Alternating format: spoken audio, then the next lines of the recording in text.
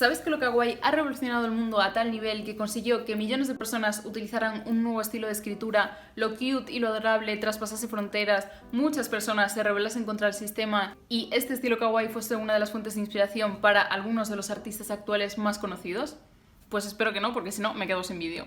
Pero empecemos por el principio. Kawaii es una palabra japonesa que hace alusión a algo o alguien adorable, como por ejemplo cute en inglés o riquiño en gallego. Etimológicamente, la palabra kawaii viene de la palabra kawahayushi, que significa avergonzado, y era usada para describir un sentimiento de pena y compasión hacia los miembros más débiles de la sociedad, como los niños. Pero esto ya no es así, el sentimiento relacionado con la pena se desvaneció y ahora no hay connotaciones negativas asociadas al término kawaii en Japón. ¿Cómo puedes distinguir cuándo algo es kawaii y cuándo no? Pues por ejemplo, los iconos kawaii suelen tener caras redondas, ojos grandes y un cuerpo pequeño, como los bebés.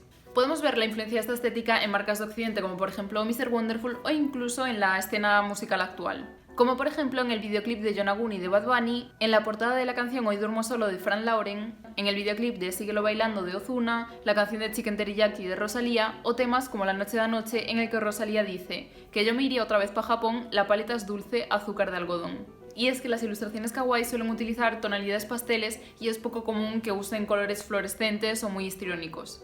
Últimamente varias redes sociales han decidido mostrarme ilustraciones solo de este estilo, así que procedo a enseñarte algunas de las increíbles cuentas que he descubierto porque son una maravilla.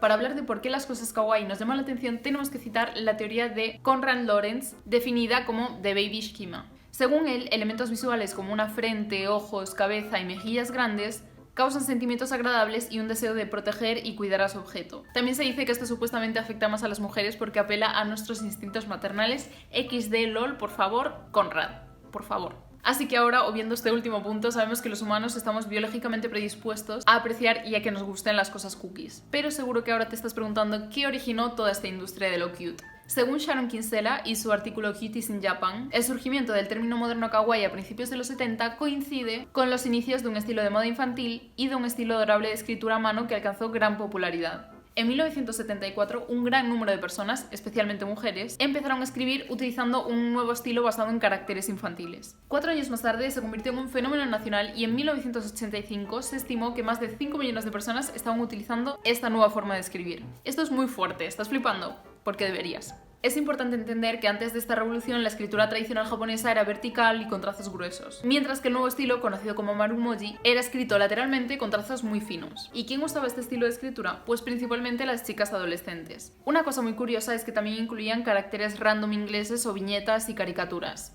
Cabe destacar que este estilo era bastante difícil de leer para los tradicionalistas. Si hablas o escribes en español, piensa en esto como por ejemplo letras hechas con globos o muy adornadas.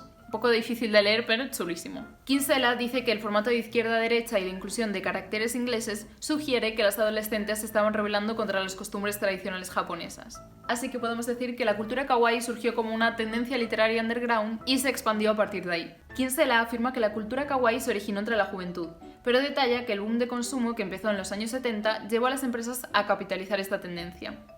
Wow, totalmente inesperado, ¿verdad? Sanrio creó el primer producto de Hello Kitty en 1974 y pensarás, ¿era un peluche? ¿Era una falda? Pues no, era un monedero de vinilo. Pero es que la cultura kawaii se ha abierto paso incluso en el ámbito gastronómico. Si te digo que pienses en un plato popular de Japón, seguramente piensas en el sushi, pero es cierto que son incluso más populares las cajas de bento. ¿Y qué son?, te preguntarás. Pues básicamente son la versión artística y adorable de un typical Spanish tupper. Suelen incluir arroz, pescado, carne y verduras. Pero es que una cosa que tienes que saber es que hay dos estilos diferentes de cajas bento. Uno basado en personajes. Estas cajas están diseñadas con personas, animales y personajes de los medios populares. Y por otro lado está el imagen bento, diseñado para parecerse a animales, edificios y paisajes.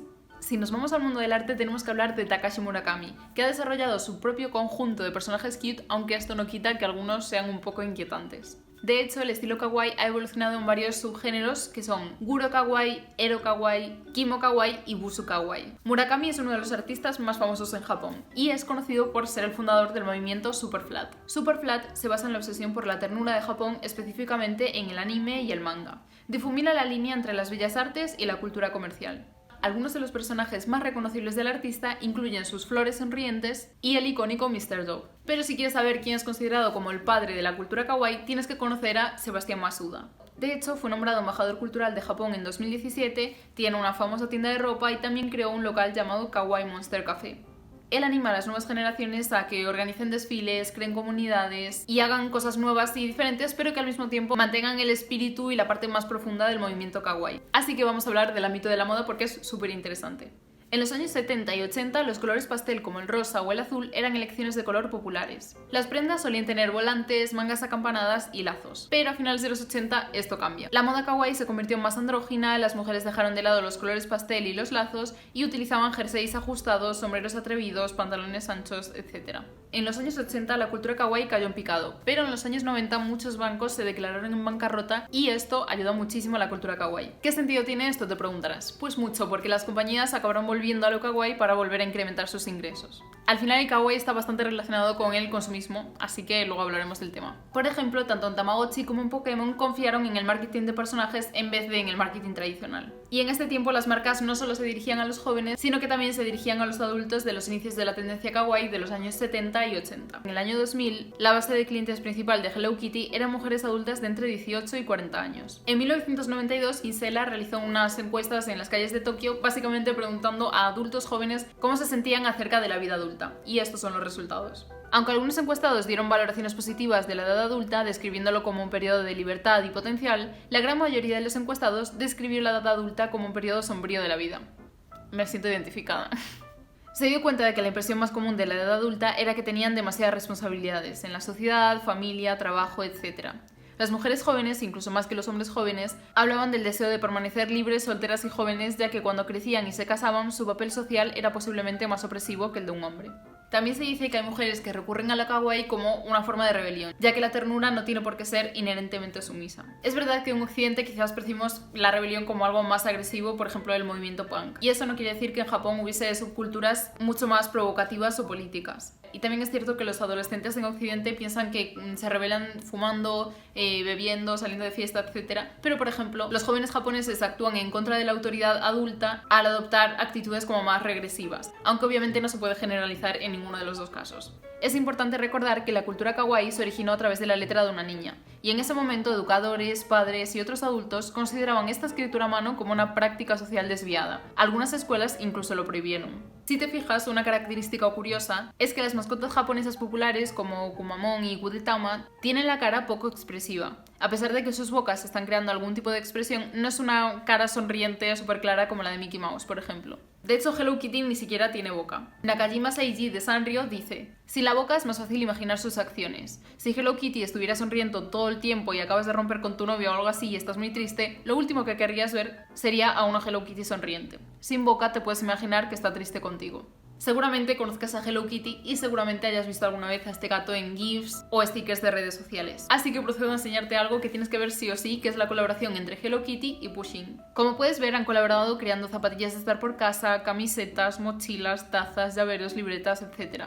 Y hablando de papelería, investigando también para este vídeo, descubrí que en YouTube hay vídeos de unboxings de objetos random kawaii como estos. Algunos aspectos que me llamaron la atención fueron que las personas que hacen estos hauls, unboxings o penpals no suelen hablar. Estos vídeos visualmente son muy minimalistas, ya que apenas utilizan transiciones ni efectos y las tipografías que utilizan son muy sencillas. Uno de los puntos en contra que veo es que hay muchísimo plástico tanto en el packaging como en el propio producto. Como te comentaba antes, la ternura está fuertemente relacionada con el consumismo excesivo. Muchas marcas han monetizado la ternura. ¿Y por qué? Pues porque es un negocio que genera millones. Este consumo excesivo obviamente tiene un impacto medioambiental negativo y también en nuestras carteras. También he visto que hay muchas veces que se ridiculiza a las mujeres que se identifican con lo kawaii y lo más curioso de todo es que suelen ser hombres que llevan jugando a videojuegos desde que son pequeños y a los que nunca se les ha cuestionado su madurez por eso. Parece que una mujer tiene que escoger entre ser inocente y centrarse solo en su físico o ser una persona madura e independiente, como si no pudiese ser ambas. He leído 2 libros que me han ayudado a crear este vídeo. Uno es Manga, arcades y karaokes, cómo la cultura pop japonesa reinventó el mundo,